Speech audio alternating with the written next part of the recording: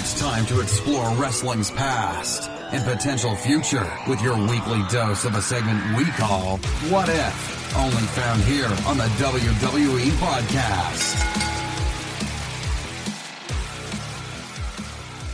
And it is time for the What If segment for this week. Welcome, everybody. And Anthony DeMarco joins me right now to talk about something that is probably one of the most thought about or often discussed topics, but we've never discussed it here in depth on the show, of what if Vince McMahon stepped down as the CEO of WWE, whether it's stepping down voluntarily or death of Vince McMahon. I mean, one of the two, and we're gonna dive into what exactly would happen to WWE if this were to happen. So welcome, Anthony. How you doing, man?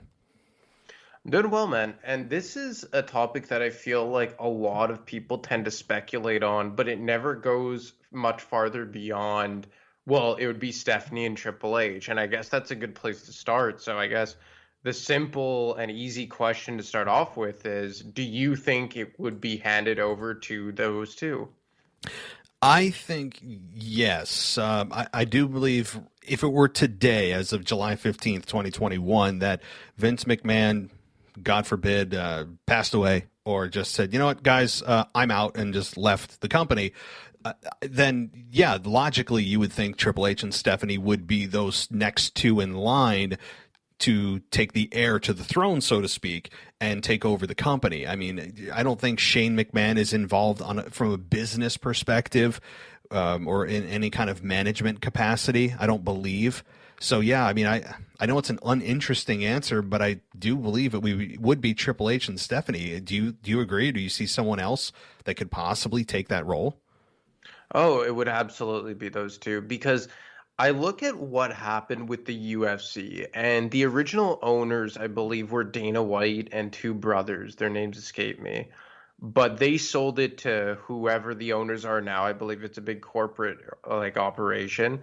And they just retained Dana White as the president of UFC, and he oversees everything in terms of the day-to-day operations. And I feel that's like exactly what would happen with Triple H. You know, for all intents and purposes, Vince McMahon has no say in what goes on in NXT. And I'm not an NXT guy. I don't watch it ever. But I know that they just have an absolutely rabid fan base. And he does have a hand in what goes on in WWE. He's one of the most recognizable characters in the history of the company, arguably the best heel in the company. And in a lot of ways, you can make the case he's probably a top 5 worker in the history of the company. You know, he was just a ring general. So I think that instilling him as the guy who oversees everything day to day in terms of talent relations, storylines, booking, all that stuff, it would be Triple H. But I think that it would be kind of like a split duty that would be divided up between him on that side of it. And on the business side, I think it'd be Stephanie McMahon. Like, correct me if I'm wrong, but is she not basically number 2 in the corporate pecking order as of right now, right under her dad? I believe she is. I'm trying to look at the executive flow chart, so to speak, and I do believe she's the chief brand officer. So she's the CBO, kind of a weird acronym, but I believe she is, yes. So I just think it would be a simple bump for her up the ranks, and she would be put at the top of it. But I guess the next question would be is if he passed away or retired, would that result in a sell of the company? We've heard of Disney. I've heard of NBC Universal too. So I guess I would ask you, do you think it would be Triple H as the guy who oversees everything? And do you think it would be him even if it was sold to a Disney or an NBC?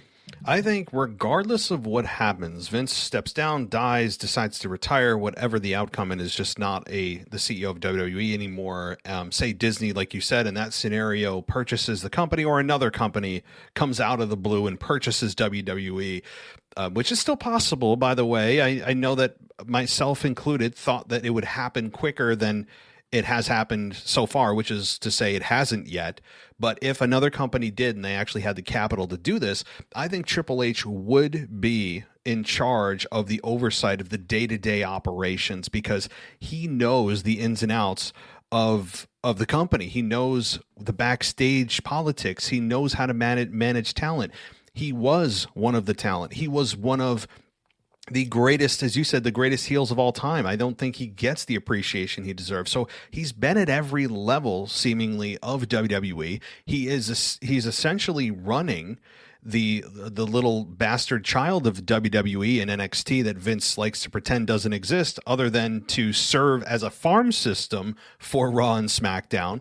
But I think Triple H, given all of his experience, the longevity that he has retained in the company, and really the range of roles that he has played, I think he would, even in a Disney purchase, Disney would be foolish not to keep him on as sort of the not to take a phrase from AJ Styles or John Cena, but I think he would be the face that runs the place, so to speak. He would be kind of the image of management from a day-to-day perspective, even though Disney itself would be technically the owners of the company. And maybe this is kind of venturing into like a different type of territory, like kind of in business and commerce. But if Disney bought it, do you think that Stephanie McMahon would continue to be a prominent figure on the business and advertising side? I think it would be tenfold. I mean, you think what she's doing right now is bad, with just only worrying about philanthropy. The philanthropy is the future of the life of corporations, and only worrying about the brand and her associations and partnerships with the Susan G. Komen Foundation, which actually has a lot of negative stories around it. Go do your research. It's not exactly a very pure company. If you don't believe me, go look. With the Connor's Cure, which I think all of us are like, you have to be basically just a terrible person not to support Connor's Cure. I mean, it's like, Jesus, like kids' cancer. The anti-bullying campaign among Be a Star, like all that stuff. If you think that is more than enough now, I mean, look out, because if you partner with a company like Disney, that is even more so about brand image and making sure that they are in a publicly accepted space, especially in today's society. Let's put it that way, without kind of touching on politics and Disney's affiliations and leanings in politics. I know people hate talking about politics on the show. We're not going to get into it, but it's going to be a factor if Stephanie's in that role. My point is, it's going to be tenfold of what Stephanie is doing from now. If Disney purchases it, she'll be in a magnified role, certainly as the chief brand operating officer or chief brand officer, whatever role that is. Yes, she's going to be just extremely prominent.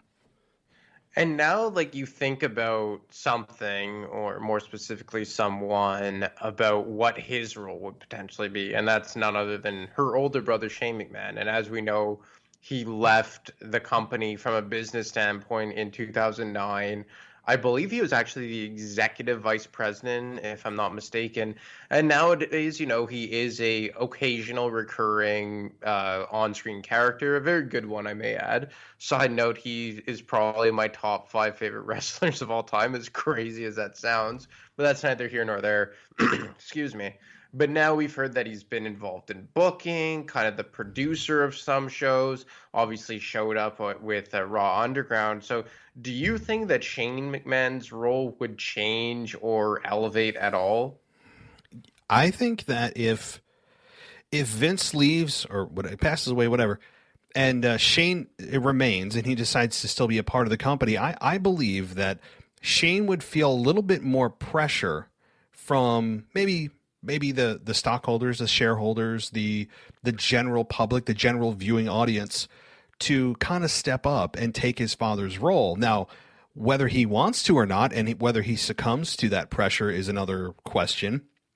But if push comes to shove, I do think Shane would be, or would want to, make sure that the company his father built and made a worldwide phenomenon, that he would want to make sure that it continues to survive and thrive, and that he wouldn't just say, yeah, well, guys, sorry, I don't want to be involved in the business stuff. I don't believe Shane would do that, even though he has stepped back significantly from where he was in the mid 2000s into the late 2000s before he left to go to China, I believe, and start his own shoe company or something, or whatever the heck he did over in China. I do believe that he would step up in a bigger role. Now, what that bigger role would be, I don't know. I don't. You'd have to ask Shane McMahon, because we hear so little about him that it would be all speculation at this point. Other than to say, I do believe he would want to make sure that his father's company that he helped build is in good hands and has a solid future. So yes, I think it would be in an enhanced role. Not to get off track a little bit, but why do you think he left in the first place? Do you think it was good that he left, that it kind of became more about Triple H and Stephanie, and they are kind of like the heir apparents to Vince's throne? And do you think that it would have been better if it was Shane? Well, I mean, Shane has spoken on this before. And if I recall, I think the reason or reasons that he wanted to venture outside of WWE is that he felt that he had kind of reached a ceiling for the time being in WWE, as well as wanting to stand on his own 2 feet, start his own company, do his own thing rather than living in the shadow of his father. Now, again, that may be part or the majority of the reason. I don't know, but it was one of those reasons. So I think Shane, and I respect the decision. I understand it. And, I don't know what Shane would have been right now had he not decided to leave. Then that could be another topic. And actually, we almost made it that topic for tonight.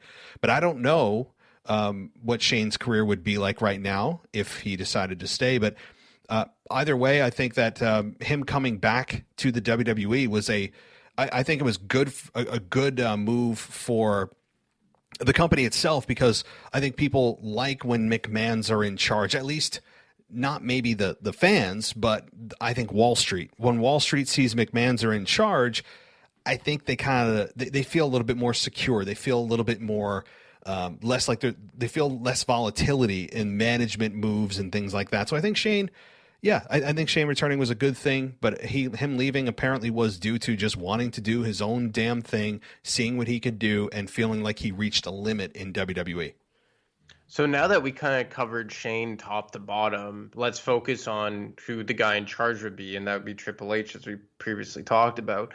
But could you see a scenario where Triple H kind of goes back to the old format, assuming they keep the brand split, which, given the network commitments of each respective side, you would have to assume they would continue to do so, unless eventually, let's say, Fox purchases Raw. But assuming all things being equal here, do you think you'd go back to the old format where you have one specific writing team for SmackDown and one specific writing team for Raw? Or do you think it would all just be meshed together as it is now, overseen by Bruce Pritchard? So here's where things get fun, right? Because now we've decided Vince is no longer there. We've assumed that Triple H and Stephanie are going to be at the helm, with hopefully Stephanie just staying out of creative and doing her brand sickening expansion around the world. Just being a philanthropist and just completely exposing the business for what it is. And she actually had it in her Twitter profile, by the way, for the longest time. I don't know if it's still there, that she, quote, plays a villain on TV. I mean, that is exactly what her Twitter profile bio said. So that's all you need to know about where Stephanie is at right now with the product. But I think that this is where things get fun, because now it's like, well, Triple H is an old school guy. We have to get in the mind of Triple H, and you don't have to look much further than what does NXT look like, right? Like, why do people love NXT? Well, people love NXT because it's easier to follow. It's a shorter show. You have an emphasis put more on wrestling, less on the entertainment-y crap, and it's a more believable product. And it's concise and simple to follow, like I said. So I think while both shows wouldn't be solely an NXT copy, I think you would see elements of bringing back things that simplify the product. Meaning, I think Raw may move back to 2 hours.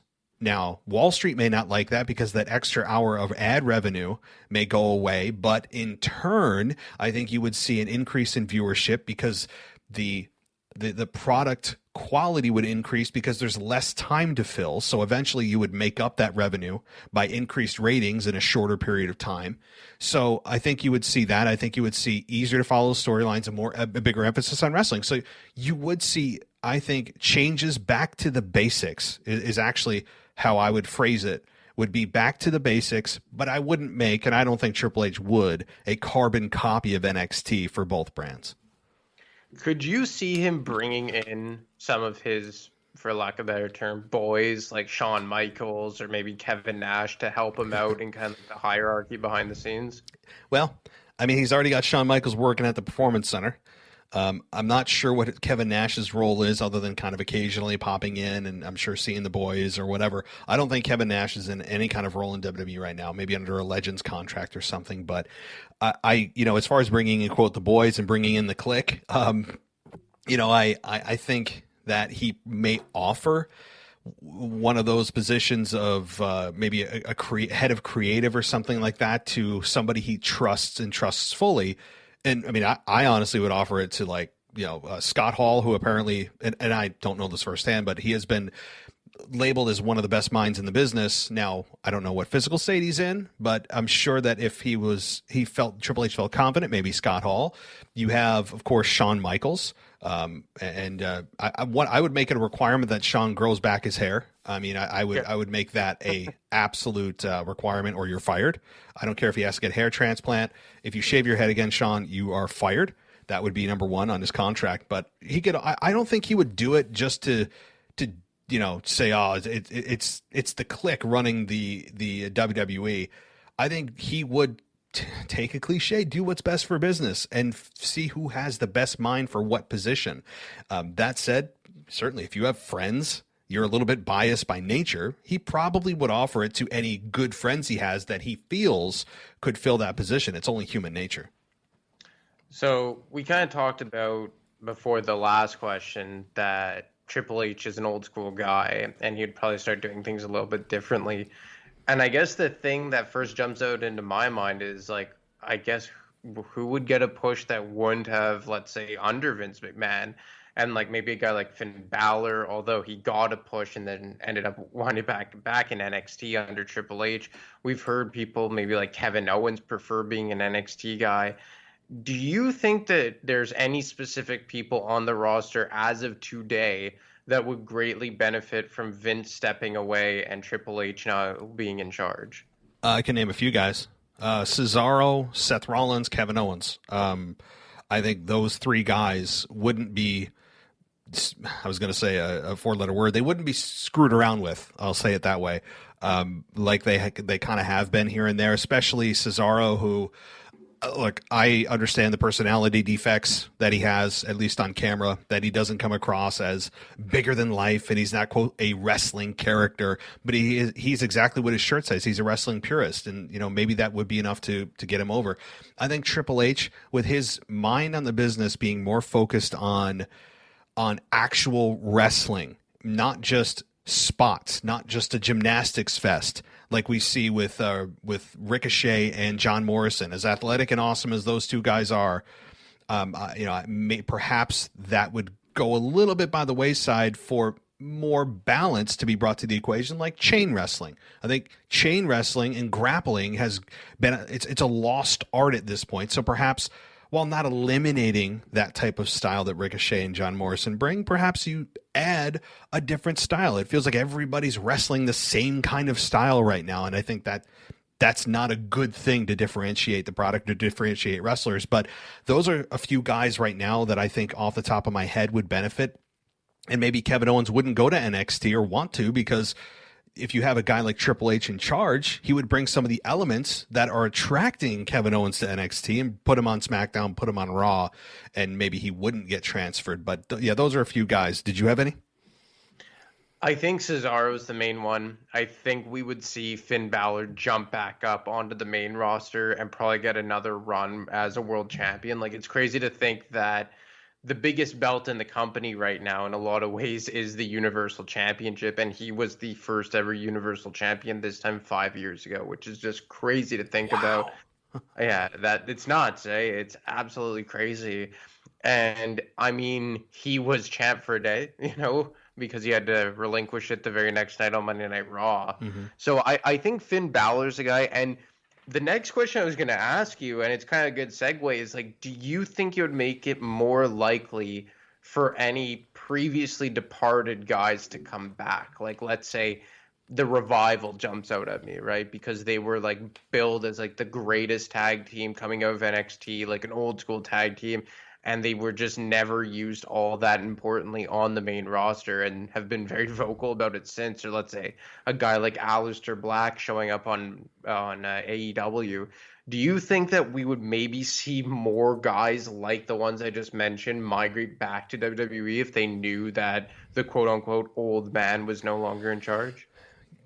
Well, yeah, I think perhaps. I think that you would probably see some of that.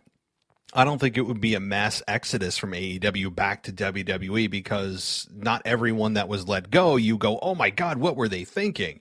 You know, there's a lot of them that we just don't talk about, that we don't say anything, and because we agree with their release. I mean, like some of these people are like, yeah, they probably deserved it, right? They weren't doing anything.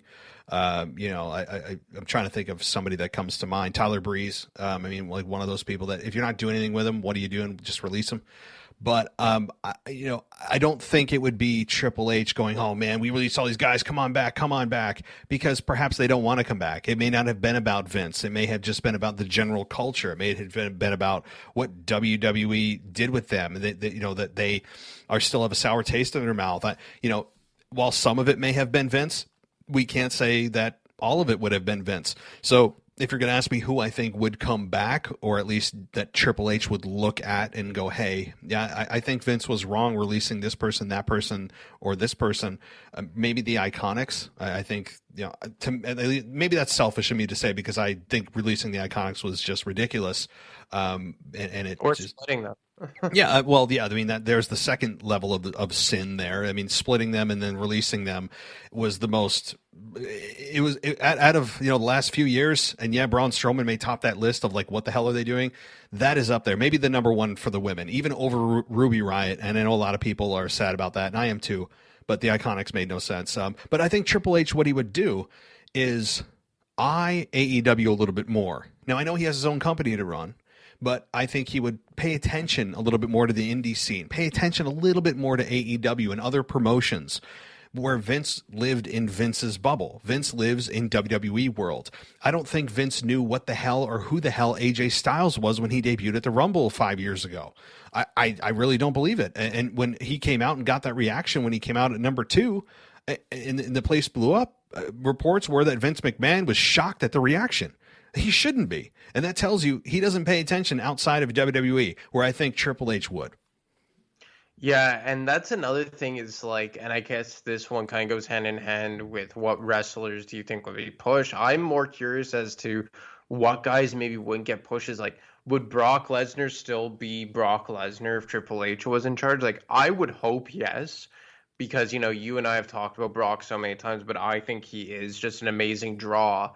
And, I know he is the highest paid wrestler even today, which I think it's like 12 million a year. But like, would Vince or Triple H rather be more apt to be like, okay, you had your time in the limelight, like time for the new blood? Or, would that confirm that we would never see The Undertaker come back, or The Rock wouldn't main event a WrestleMania? Like, it's very well documented that Vince will always go back to the big draws rather of yesteryear, like case in point Goldberg.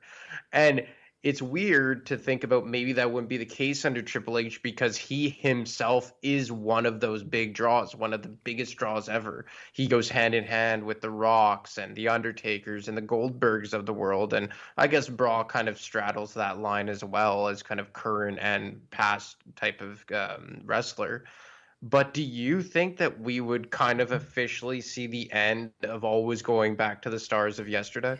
Well, look, you reach a point, and I actually thought for the first time ever that point was this year's WrestleMania, where they're going to have to eventually draw a line and say, nope, we are not relying on the stars of the Attitude Era anymore. We're not relying on the stars even of the Ruthless Aggression Era anymore. And yes, there were a few, right? Like Edge was on WrestleMania, Randy Orton was on WrestleMania. Like, yes, okay, like there were a few exceptions, but I think that line of finally saying no, we're not doing this, it may have happened at this year's WrestleMania. I mean, the star power of yesteryear stars at this year's WrestleMania it didn't exist other than Edge, right? And Randy Orton. I mean, it was it was void of any of those typical stars you would expect to see at WrestleMania, like The Rock or Stone Cold, like those guys. And wasn't Hogan a part of WrestleMania? I think he was. And so I don't count Hogan because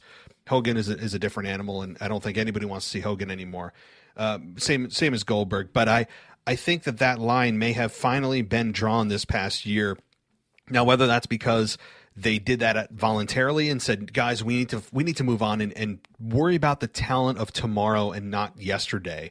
Or they said, we tried to get Austin, we tried to get Rock, we tried to get, whoever, and they're not available. We tried, we were thinking about it, and they turned us down because they got this and that going on. So I don't know what it was, but yes, they need to. As much as I love seeing a stunner and some beard, poured on somebody, I think you're going to have to say, no, enough is enough.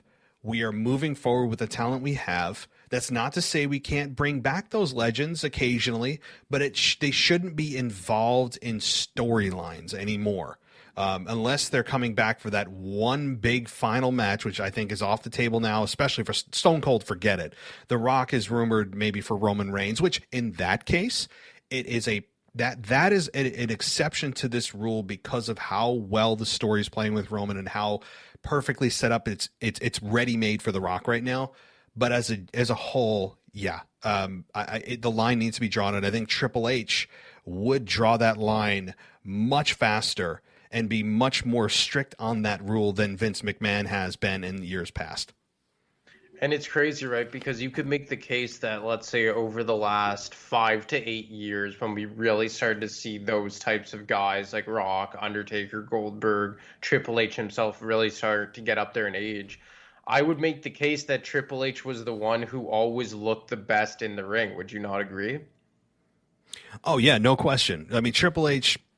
And I respect the hell out of that because Triple H, who is not an active in-ring consistent competitor anymore, who is more in boardroom meetings or Zoom meetings or whatever he's doing now and running the performance center and help training and helping hire and fire, all that stuff, he doesn't dedicate as much time as he did being at the gym, making sure he's eating right, all these things that are completely time-consuming when you're an active competitor, to do this, once a year? And Undertaker made a great point in his documentary series, The Last Ride, probably the best documentary series WWE has ever put together ever, if not the best, where he said it's actually harder to do one match a year than it is if you were on the road, say 100 days a year or whatever, because you don't do it all year and you have to get your body ready for that one match. Where if you do it consistently, your body gets used to it. You know how your body moves. You know what you can and can't do. Whereas you can't simulate a real match in front of 70,000 fans if you only do it once a year. And I absolutely get that. So I completely respect Triple H, who has, every time he, does come back for that one last match, which has happened about 8 times now, that he does keep himself in incredibly good shape. Yeah, and I think that's why this entire scenario would probably be better off. And it's so sad saying that, right? But thinking about Triple H being in charge makes you think of a better scenario because I think people just respect the hell out of him for all the reasons you just outlined. And like I just said, it's sad saying that because, I watched No Mercy 2003 like a couple hours before we recorded the show. And that was the culmination of the Vince McMahon versus Stephanie McMahon program where he actually had an I Quit match with her. And obviously, like, that was full-blown Vince McMahon heel character, but that's what he meant to the business. He was just a creative genius back then, and he just was a brilliant on-screen character. And to think that nowadays his presence maybe teeters more on the negative side is so sad to say. But I think it maybe even speaks more to how good of a reputation and how important Triple H has become in the WWE and the industry as a whole. So, I mean, I guess one of my final questions and I guess talking points to summarize this is, Do you think that WWE would be a better product with Triple H in charge? And do you think that's more to a testament of Triple H just being that good, or Vince McMahon just slipping over the past number of years? Both.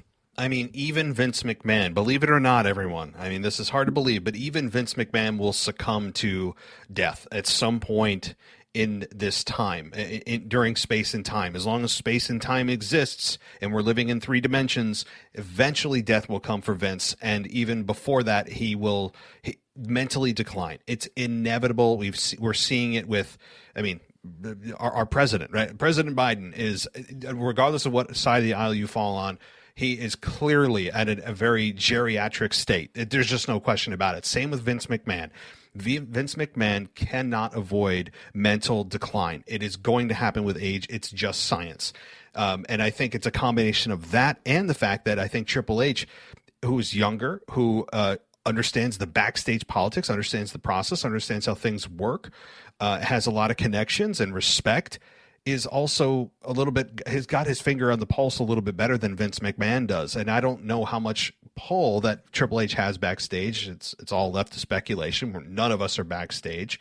But yes, I think it overall would be a better product because I think Triple H has been handcuffed by the filter of Vince McMahon, the guy that gets the last say. We don't know the ideas that Triple H has put out there that Vince has said, nope, we're doing this. And it ends up not working.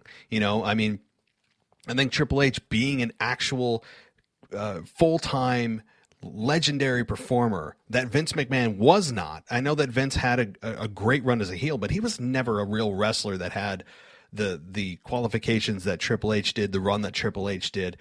He has that experience that guys in the office don't. Suits in the office that just come in from another company that think they know how to run this company.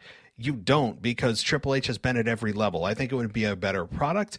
I think it would be easier to follow. I think it would be more on an emphasis on wrestling. Everything that I just mentioned at the beginning of this, so I don't want to repeat myself. But yes, a better product for sure. It's just so weird, man, because Vince is synonymous with WWE and vice versa. And he's just made it into, as you said at the beginning of the show, just this worldwide phenomenon. And just thinking about the company without him is just a truly weird thought. But when you turn on and there are bright spots, there really is, specifically on SmackDown right now.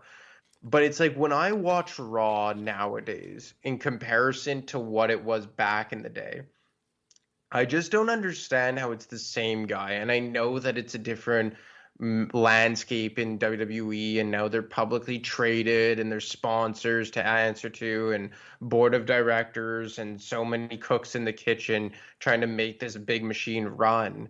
But sometimes I just am so surprised about how the evolution to the company has just progressed over the years. And I guess one thing that I would really hope to see different is kind of the hokiness taken out of it and go back to a time where our minds weren't insulted, or our intelligences weren't insulted, rather.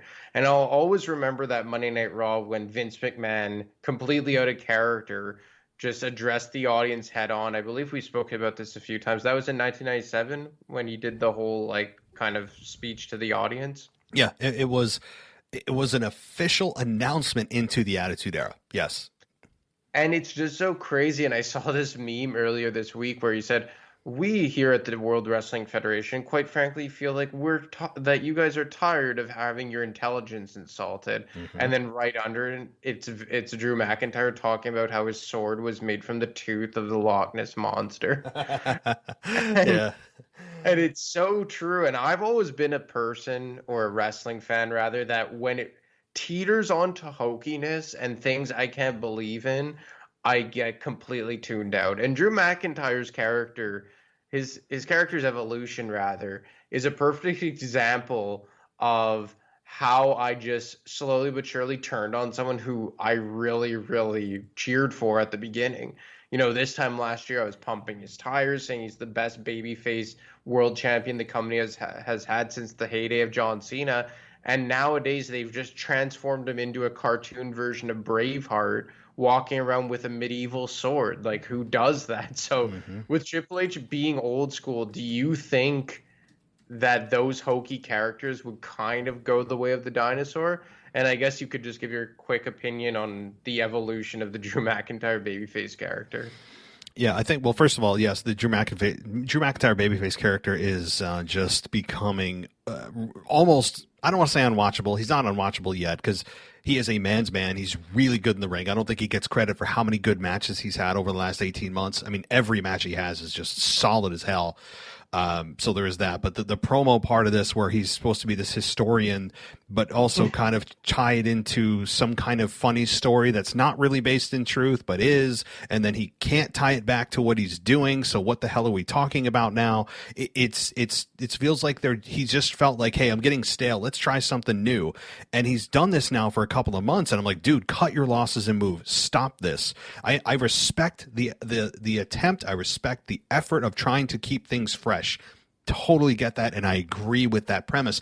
But when you sense something's not working, unless you're trying to turn him heel, stop it. I can't wait to see what the live audience does when he goes on one of these spiels about a war hero, or goes on about, a Loch Ness monster and what his sword is made out of, or whatever kind of crap that he's spewing out now. It's bad. I mean, you could also take a quote from The Dark Knight, one of the best movies of all time, in my opinion, where I think it was a Joker or somebody said that you either die a hero or you live long enough to become the villain. So maybe that was Batman himself. I don't know. But it's so true in this case, because the natural evolution of a babyface is eventually going to turn to a heel. I think that's you're either going to die a hero, or you live long enough to become the villain, because people won't love you forever. You evolve into the bad guy eventually, and you circle back. It just keeps going like a big wheel. And so yeah, I think that Drew McIntyre is on the downside right now, and I don't think he's going to get the reaction he would have had this happened a year ago. So there is that. But as far as the hokiness goes, yeah, I mean, that is so Vince McMahon, and it has his fingerprints all over it. No question about it. All these bad attempts at humor are all Vince McMahon. They're Vince McMahon. All the food fights and the bathroom humor and all that crap that they're trying to make. Like, I don't know. I don't even know the demographic. I don't know if who the hell they're trying to aim this at, but that would go away. I truly believe that, because I think Triple H is smart enough to recognize that this is just bad, right? Like Vince McMahon's sense of humor has always been childish, and it comes through on the product. Yeah, it's just so crazy sitting here for, well over half an hour and thinking about WWE, Jesus, easy enough for me to say, post Vince McMahon. But you have to think that as we close it out here, it's somewhere around the corner. So I guess our closing thoughts would be, do you think it's somewhere in the near future? Yeah, to close things out, I think near future, I guess, is a subjective thing. So I would say, I'll give you a time frame. Vince McMahon, hold on, I'm trying to think, how old is Vince McMahon? I'm gonna look this up. I want to say 76. 76. That sounds about right. Hold on. Wikipedia. What does Wikipedia say? He is 75. Okay, whatever. So he's 75, which would tell you that the really the end of his life average, I think, for a man is like the high 70s, low 80s. I mean, that's the average man. Vince McMahon is not the average man. So I think that in the next 10 years, I really would say in 10. I know that people are like, oh, it's going to be in the next couple of years. I don't think so. If Disney doesn't buy the company, they don't get bought out by anybody. I think Vince McMahon, by the time, in the next, how about this, the next 5 to 10 years, let's do that time frame, I think we will see a Vince McMahon-less WWE for the first time ever, and it's going to be the biggest news story, whether he, again, dies, steps down, gets bought out, whatever the scenario. In the next 5 to 10 years, I think this will happen. So how about that? I don't know if people consider that soon, but what about you? Yeah, I think that's very fair. I mean, he's not a normal guy, right? So I think that in 5 years from now, when he hits 80, I think we'll start to see him to fade off into the distance. Like, I mean, he's pretty much already a non-factor as far as on-screen stuff goes. But I mean, you have to think that at a certain point, like maybe he's not going to be on the road as much anymore. You know, he hasn't been doing it for what, 18 months now, and they're starting back up this Friday, which is just so awesome to think about. But I mean, or I guess by the time people will be listening to this, it'll be yesterday. But yeah, I think it's going to happen in the next 5 to 10, and I think it's going to be kind of like a gradual departure, nothing like cold turkey. Yeah, a guy like this, maybe he'll fade into the background as a consultant, or maybe he'll stay on in kind of an unofficial role in the background as some. He's not going to be a janitor, but he'll be kind of he won't be running the company, but he'll be around the company. I don't think he'll ever fully step away and he'll sit at home and watch TV while his daughter and son-in-law end up running the company. I don't think that's in him for this long that he's been doing it. I think certainly it'll be gradual and maybe not ever completely until he dies. But I think also for investors in the company, when you have a 80-some-year-old guy running the company, I think that people get a little nervous. Stockholders, shareholders get nervous about the mental stability of a man at that age.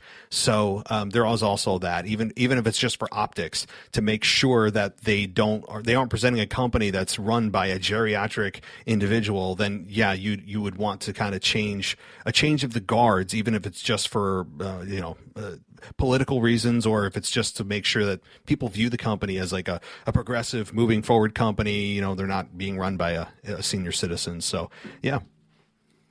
Yeah, it's just so funny. Everyone complains about the McMahons being on TV, and then every time you talk about them, it's just so much damn fun. And I think tonight was a lot of fun with a conversation that was centered around Vince McMahon and his direct family. No, definitely. This has been a blast. And, I don't think we talk about Vince McMahon often enough, other than in passing by saying, oh, this was bad creative because of Vince. That was bad creative because of Vince.